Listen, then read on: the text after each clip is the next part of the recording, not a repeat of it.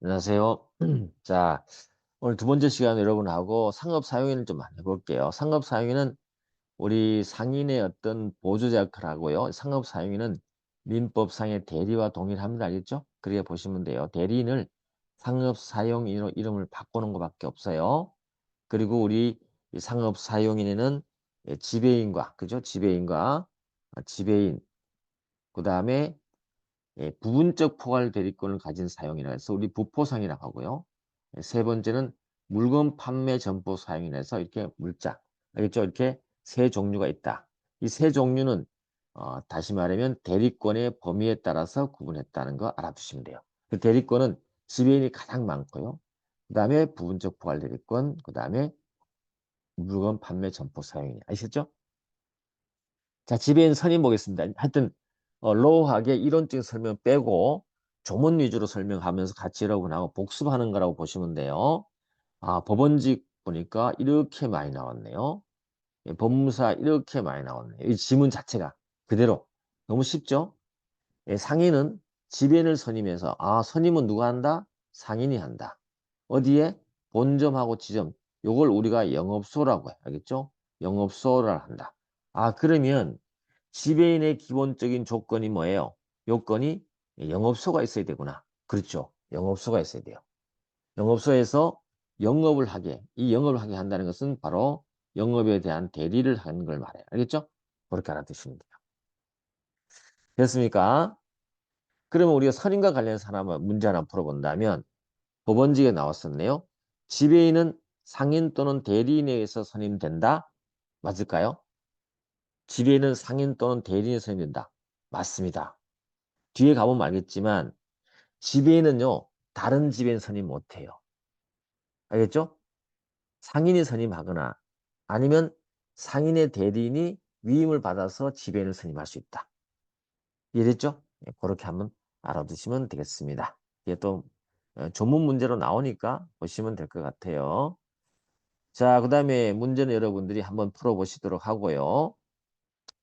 어, 법원직의 5번 한번 볼까요? 지배인은 의사 능력을 갖춘 자연인이 맞습니다.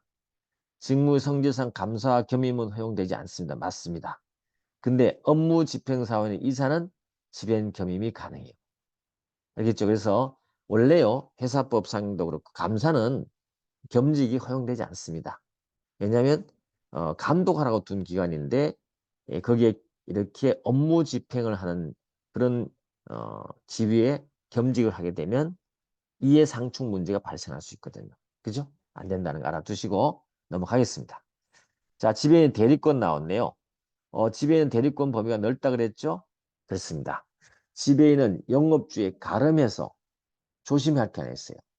가름하는데 모든 영업주의 행위를 대리하느냐? 그건 아니에요. 영업주가 주어진 그 영업에 관해서만 그렇습니다. 알겠죠?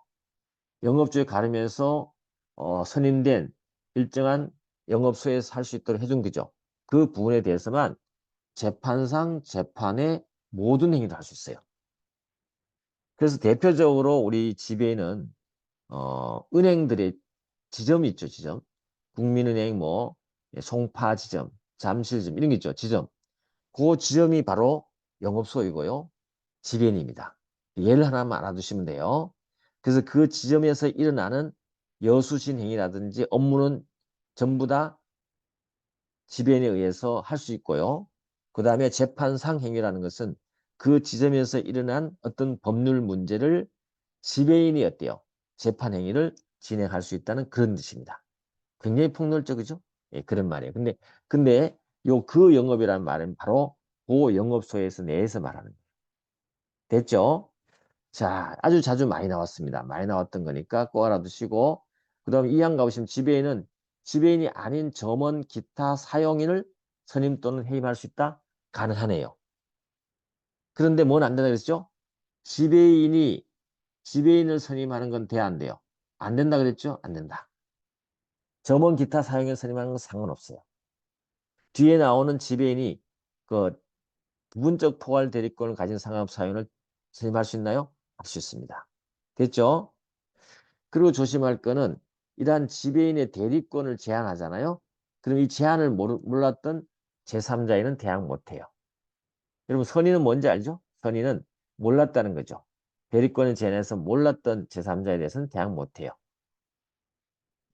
여러분 요 법리는 뭐 뒤쪽으로 가면 똑같습니다. 똑같아요. 어떤 대리권, 대표권 등등 있죠. 이런 걸 제한하면 외부의 자는 그걸 잘 모를 수 있기 때문에 선의의 제3자는 대항하지 못하는 거예요. 됐습니다. 그 정도 설명할게요. 너무 많이 하면 자꾸 시간이 길어들고 여러분에게 빠른 시간 내에 끝내주는 것도 좋은 방법이기 때문에 여러분이 할 것은 좀 해보시고요. 자, 그 다음에 6번 한번 문제 한번 풀어볼까요? 지배인은 영업주에 가름해서 영업에 관한 재판 외 모든 행위를 할 수 있지만 재판상 행위를 하면서는 영업주의 특별 수권이 있어야 된다. 틀린 말이죠? 특별 수권 없이도 얼마든지 그 영업에 관한 행위에 대해서는 재판상 행위를 할 수 있다. 됐죠? 자, 그 다음에 8번도 한번 가볼까요? 지배인은 영업주의 별도 수권이 있어야 점원 기타 사용인을 선임 해임할 수 있다. 거짓말이죠? 점원 기타 사용인은 어때요? 지배인이 마음대로 할 수 있어요. 단지 지배인이 지배인 선임을 할 수 없는 거죠. 별도 수권이 필요 없어요. 이해됐죠? 그렇게 할 수 있고. 자, 이렇게 또 가볼게요. 11번 한번 가볼게요. 지배인의 행위가 영업주의 영업에 관한 것인가 여부는 지배인의 행위 당시에 주관적 의사와는 관계없이 객관적 성질에 따라서 추상적으로 판단한다. 이 말이 맞아요. 법원직에도 여러 번 나왔었는데 법무사도 그렇고 이거 뭐냐면 지배인의 행위가 영업주에 관한 행위냐 이 부분이 굉장히 중요해요. 영업주에 관한 행위에만이 제3자에게 책임을 지게 되거든요. 근데 지배인이 한 행위가 영업주에 관한 것인지에 대해서 지배인이라든지요 영업주가 주관적으로 판단하면 될까 안 될까? 안 된다는 거죠. 제3자의 입장에서 이건 지배인 행위가 영업주에 관한 행위가 맞네 라고 판단한다. 그렇죠? 그래서 늘 여러분 조심하셔야 돼요. 행위는 객관적 성질에 따라서 추상적으로 판단한다는 거 잊으시면 안 돼요. 됐나요? 그 지문을 여러분이 판례로서 조심해야 되는 지문이었습니다. 자, 나머지는 여러분 다 읽어주시면 되는 것 같고요. 그 15번 한번 가볼까요? 반드시 지배인이라는 명칭을 사용하지 않고 지점장, 영업부장 같은 명칭을 사용하더라도 지배인으로서 대리권을 부여했다면 지배인이 됩니까? 그렇습니다. 이 지배인은요. 명칭과 관계없이 요 지배인으로서의 어떤 역할, 알겠죠? 영업에 관해서 예, 포괄적으로 그죠? 포괄적으로 재판상 재판 외 행위를 할 수 있는 권한이 부여되어 있다면 우리는 지배인으로 보는 거예요. 알겠죠? 예, 그렇게 알아두시면 되겠습니다. 자, 그 다음에 이제 그 16번 문제가 외부의 제3자가 이제 영업을 제한했을 때 제3자가 아느냐 문제입니다. 지배인 행위가 영업에 관한 행위로 판단되는 경우에 지배인이 영업주가 정한 대리권에 관한 제한 규정에 위반해서 한 행위에 대해서는 제3자가 이 대리권 제한 사실을 알고 있었거나 알지 못한 중대한 과실인 거. 우리 이 법에서 중대한 과실은 악이 알았던 것 같이 취급하는 거 아시죠? 예, 그럴 때는 영업주는 그 사유를 들어서 상대방에 대항할 수 있어요. 내가 영업주가요, 대리인의 영업을 제한했어요. 제한했는데 상대방이 알고 있어. 그럼 어때요? 그 자에게도 똑같이 주장할 수 있다는 뜻이죠. 물론 상대방이 알았냐 몰랐냐 입증 누가 한다 그랬죠? 여기서 나왔네요. 영업주가 부담하게 되는 것이에요. 아시겠죠? 이것도 여러분 꼭 한번 읽어보시고 판단해 보세요. 이거 중요한 거니까 판단해 보시고. 그다음 17번도 여러분이 한번 잘 풀어보셔야 되는데 이거는 남용행위입니다. 우리 민법의 대리권 남용 배웠죠? 이것도 똑같은 거예요. 지배인이 자기 영업에 관한 남용을 했는데 남용은 영업주의 본인의 이익이나 의사에 반해서 지배인 자기를 위하거나 또 알고 있는 제3자의 이익을 도모할 목적으로 행사하잖아요. 이럴 때는 일단은요 유효합니다. 그래서 상대방이 유효하지만 상대방이 그 의도를 알았거나 알 수 있었을 때는 어때요? 영업주는 책임지지 않습니다. 이걸 우리가 지배권의 남용이라. 물론 항상 이 행위는 어때요? 남용은 대리권한 범위 내 행위예요. 이걸 넘어서게 되면 그거는 일탈이기 때문에 다른 문제예요. 알겠죠? 권한 범위 내에 하는데 본인을 위한 것이 아니고 자기를 위해서 했거나 이럴 때 이것을 영업주의 행위로 볼 거냐 안 볼 거냐 문제거든요. 그런데 일단은 유효하다. 그렇지만 상대방이 그 진위를 알았거나 알 수 있었을 때는 영업주 본인은 책임지지 않습니다. 그래서 남용하고 제한 문제 이걸 여러분이 잘 한번 비교를 하면서 알아두시기 바랍니다. 법무사야 뭐 작년에 나왔습니다. 여기. 법무사는 29회 작년에 그대로 나왔기 때문에 뭐 그렇고요. 어쨌거나 꼭 법무사 준비하는 자, 법무사 법원직 준비하는 학생들 기본적으로 그런 거 알아두는 것이다. 됐죠? 자, 그다음에 공동지배인 가볼까요? 공동지배인은 지배인이 여러 명이 있다고 되는 것은 아니고 공동으로 행사하도록 선임하는 걸 말하는데 잘 보시면 상인은 수인의 지배인이죠. 그래서 여러분 수인의 지배인하고 공동지배인 다른 거 아시죠?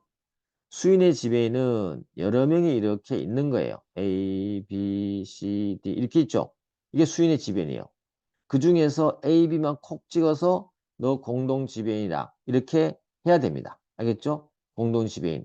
그랬을 때 A, B가 공동 지배인이 되는 거죠.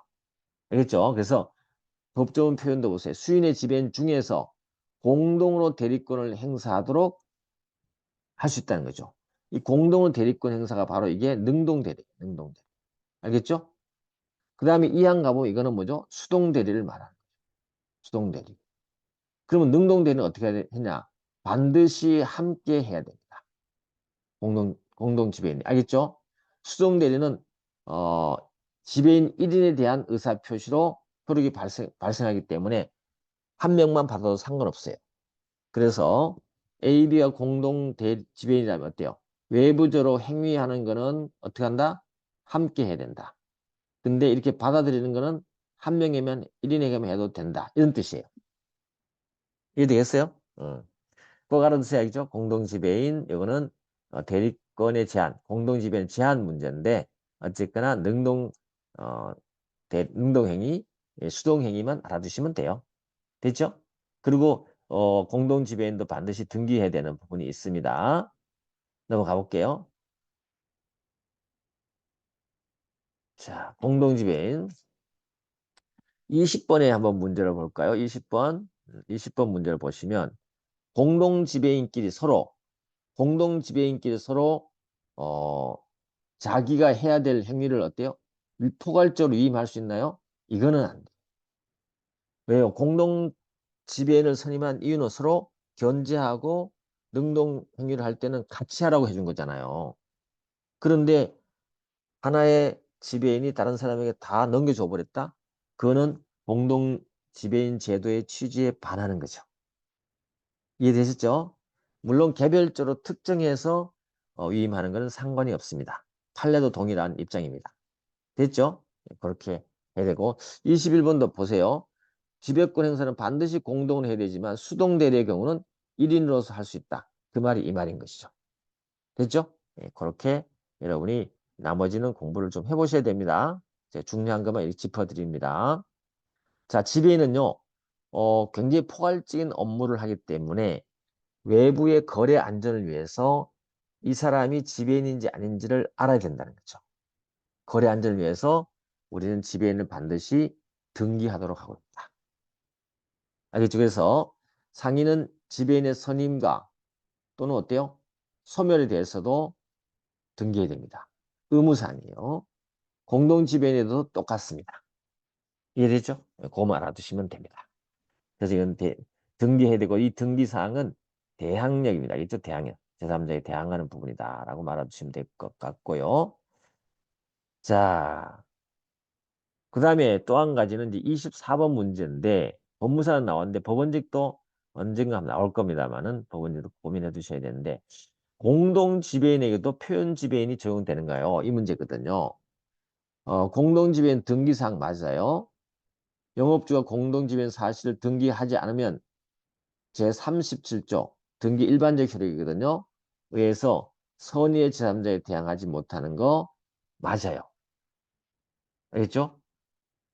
그리고 공동지배인은 표현지배인의 규정에 따른 표현 책임도 질 수 있어요. 알겠죠? 표현 책임 질 수 있습니다. 어떤 거냐면 공동대표이사가 있는데 자기가 공동대표이사가 아닌 것처럼 행위를 했을 때 그럴 때 그 회사에 책임이 있다면 표현지배인 책임을 물을 수 있습니다. 알겠죠? 그래서 공동대표이사가 예를 들면 이 갑이라는 본인이 있고 대표이사가 아니고 공동지배인이죠. A, B, C가 있는데 이렇게 항상 공동을 해야 되는데 A가 혼자서 행위를 했단 말이죠. 행위는 같이 해야 되는데 혼자 했단 말이에요. 그러면서 이 갑이 묵인했단 말이죠. 그랬을 때 이걸 믿은 제3자인 을은 어때요? 표현지배인의 책임을 이렇게 물어볼 수 있습니다. 아시겠죠? 그래서 여러분들은 뭐만 알아두면 되냐면 공동지배인도 표현지배인의 규정이 유추 적용된다. 맞는 말이에요. 이해됐죠? 됐습니다. 넘어가시고 그렇게 하면 돼요. 그렇게 따라오시면 돼요. 자, 표현지배인 바로 나왔네요. 조문을 잘 보시고 여러분이 이제 기본서를 공부하신 분들 기본서에 나와 있는 그 표현지배인 관련 판례들을 잘 보시면 되고요. 뭐 거기서 못 봤다 그러면 제가 여기 깔아놓은 판례만 잘 보셔도 큰 문제가 없을 겁니다. 일단은요. 자, 표현지배인이다. 표현지배는 외관법리라고 했죠. 외관법리.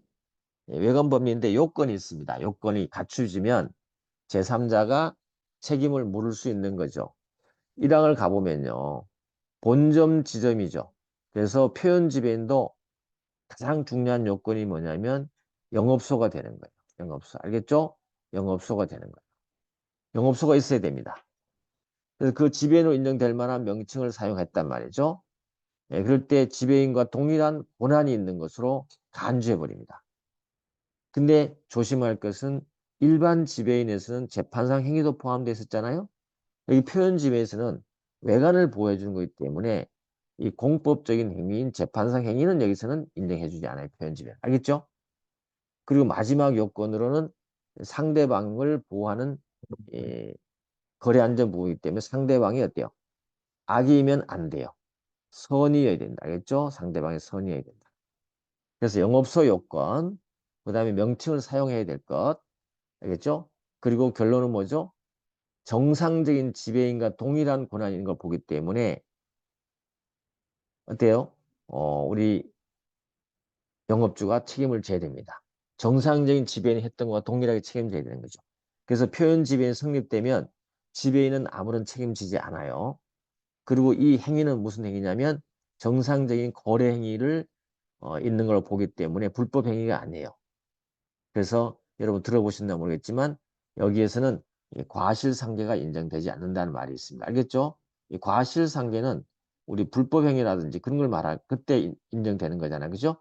여기는 정상적인 거래행위 때문에 과실상계가 적용되지 않습니다.까지 이렇게 정도만 여러분 한번 들어봤던 건데 이게 생각이 나면 공부 잘 하신 거예요. 알겠죠? 넘어갑니다.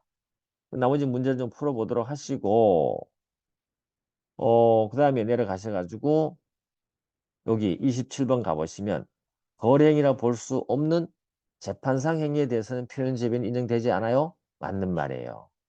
됐죠? 근데 중요한 판례가 하나 있네요. 법무사 법원직에 다 출제되었던 건데 표현지변이 성립하려면 영업소의 실체를 가졌어야 돼. 알겠죠? 영업소 아까 그랬죠? 영업소? 그 판례가 영업소에 대해서 얘기를 해주고 있어요. 영업소도 보조적 사무만 하는 영업소가 있고 독립된 영업 활동하면 수체적으로 거래 주체가 되는 경우 있죠. 있는데 우리 판례는 독립적인 활동을 할 수 있는 곳에서 근무할 것을 요구하고요. 단순히 본점 지점의 지휘 감독 아래 기계적으로 제한된 보조적 사무만 처리한 영업소는 우리 표현지배인 영업소로 보지 않습니다.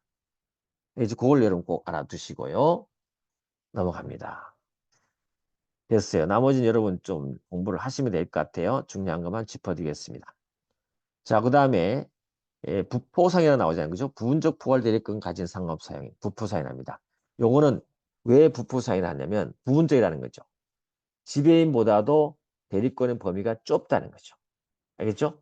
그래서 앞쪽에 지배인은 예를 생각할 때 우리가 지점장을 생각하시면 되고 여기 부포상은 여러분 회사에서 뭐 영업부장이라든지 격리부장, 팀장 있잖아요. 이런 사람들을 우리가 부포상이라고 해요. 그래서 우리 이 법조문의 표현도 이렇게 돼 있죠. 영업에 특정한 일이 붙습니다. 특정한 사항, 격리 파트, 영업 파트, 알겠죠? 거기에 대해서 너가 책임져 라고 위임받은 사용인을 우리가 부포상이라고 해요. 그러면 어때? 이자도 어때요? 똑같아요. 이 부분적이지만 특정한 부분, 받은 부분에 대해서는 어때요? 재판 외에 모든 행위를 할 수 있어요.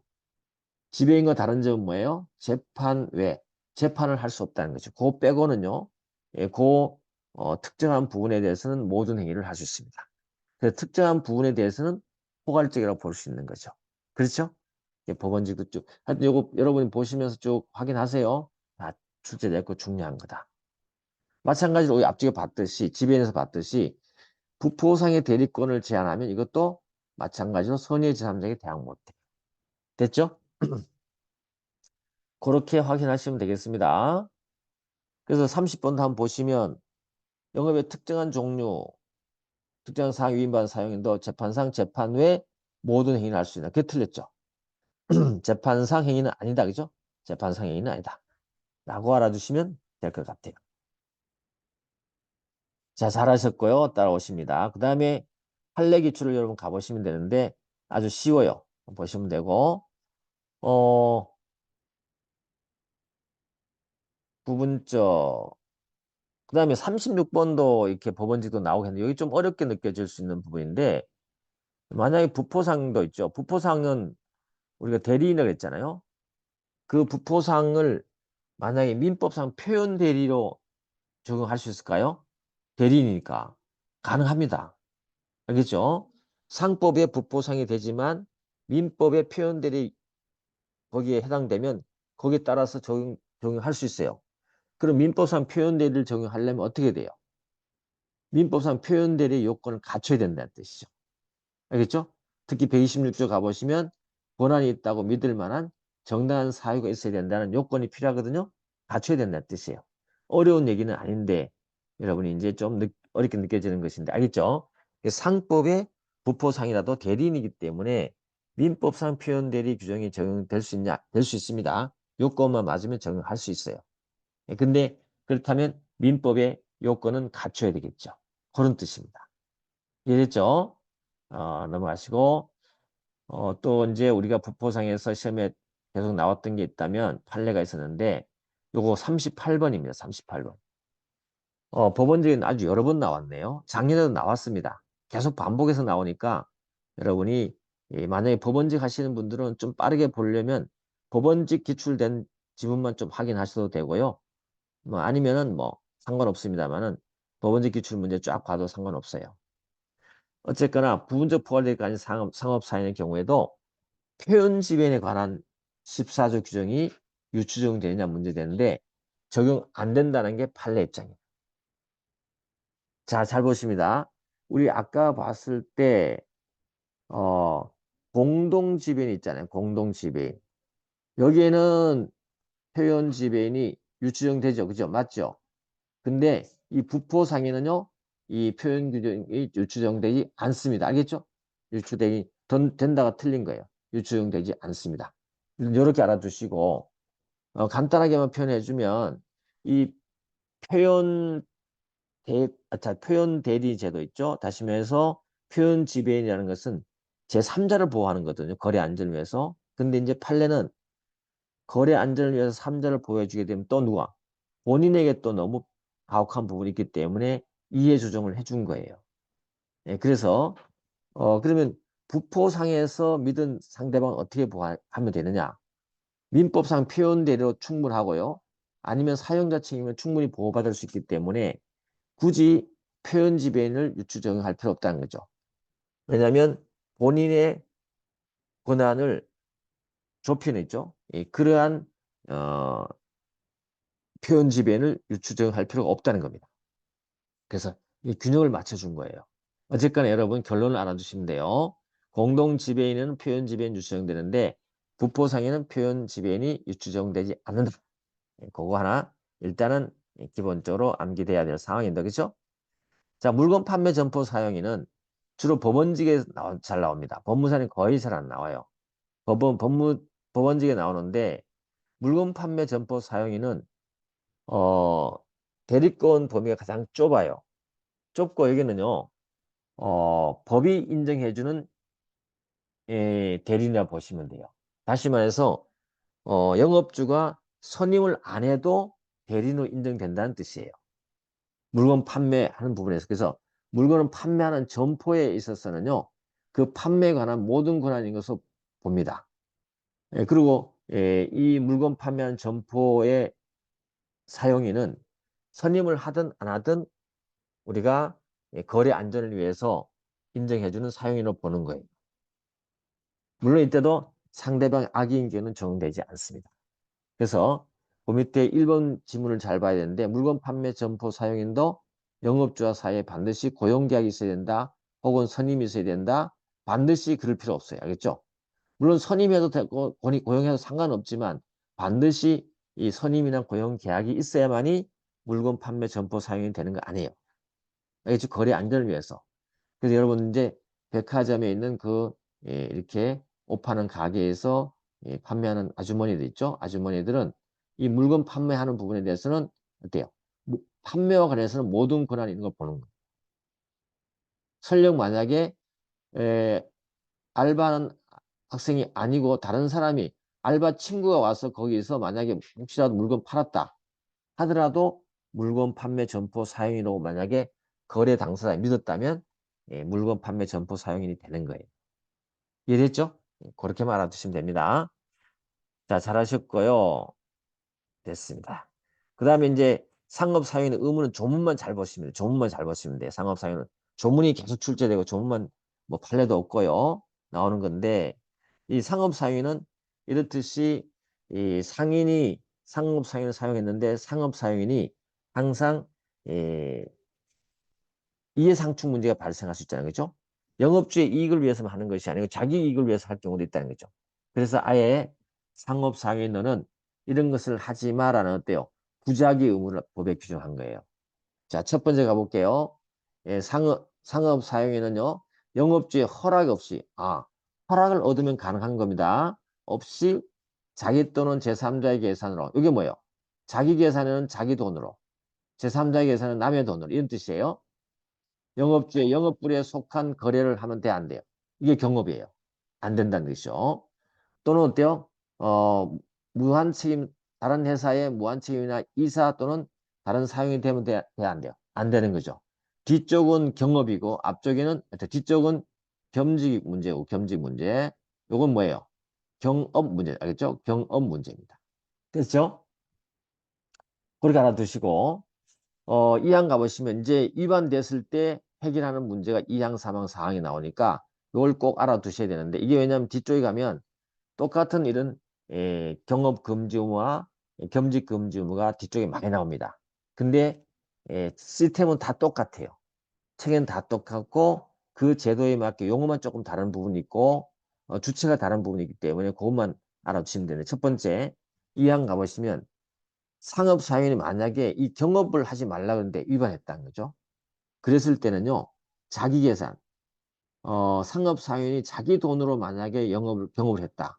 그러면 어떻게 되냐면 거기서 얻은 이익 있죠. 이런 것들은 전부 누가 영업주가 영업주 돈으로 영업주로 계산한 걸로 봐버립니다. 그래서 바로 가져와 버릴 수 있는 거죠. 근데 만약에 다른 사람이 투자를 받아서 만약에 상업사회인이 영업을 했다. 그럴 때는 남의 돈을 갖고 영업을 한 거기 때문에 영업주가 함부로 가져올 수 없잖아요. 그죠? 그때는 사용인이 이득을 얻은 게 있으면 이득을 돌려달라고 청구할 수 있어요. 이걸 우리가 개입권이라고 해요. 알겠죠? 개입권. 이 항이 굉장히 중요해요. 개입권. 그래서 누구 돈으로 영업을 했느냐. 그게 중요하다는 걸 알아두시고 3항 가보면 어때요? 이 개입권과 별개입니다. 개입권을 행사했다 하더라도 영업주는 어때요? 사용에 대해서 계약을 해지하거나 손해가 난 게 있으면 손해배상 청구할 수 있어요. 이 별개 문제입니다. 이게 별개 문제. 또 그다음에 이거는 마냥 이렇게 또 행사할 수 있냐? 그렇지 않다는 거죠. 영업주가 개입할 수 있는 권리는 영업주가 거래를 안 날로부터 2주간이 경과되면 안 되고요. 거래가 있은 날로 1년이 경과하면 이 대입권을 혹은 손해배상 청구할 수 없습니다. 이렇게 경업 개입권이요, 그죠? 손해배상이 아니고 개입권이죠. 이 개입권은 2주 1년이 지나면 소멸합니다. 여기는 좀만 알아두시면 돼요. 됐죠? 시간이 이제 30분 정도 됐으니까 오늘 여기까지 하도록 하고요. 여러분 수고 많으셨습니다.